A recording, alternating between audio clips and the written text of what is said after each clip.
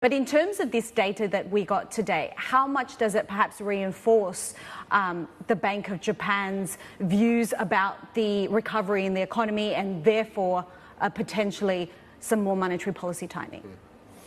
Well, I don't think the data today makes much of a difference, to be honest. I mean, small revisions, consumption is still growing strongly. So the story here is still we had a very sharp fall in real household incomes last year. Now it's rising very strongly, and consumption is recovering. I think that's the broad story that's unchanged by the data. And then I guess in terms of next week, your view is that there will be a 25 basis point move.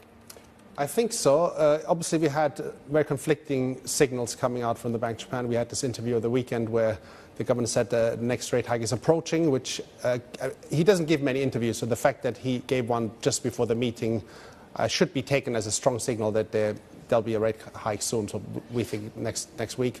But then we had these reports later in the week that the bank's some board members think it's premature. I personally would put more emphasis on comments by the governor rather than some anonymous sources. But we'll find out next week. Sorry?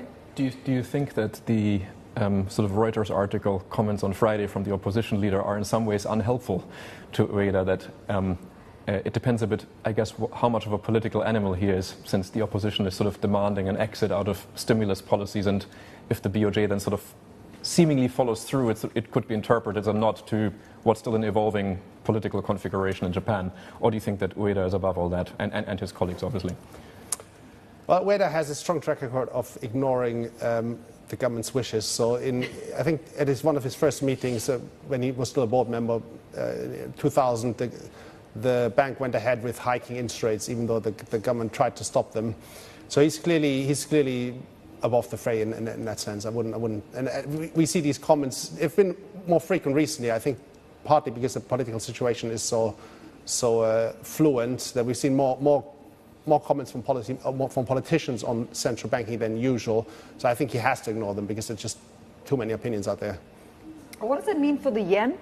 Because we are trading stronger on the stronger side of 150.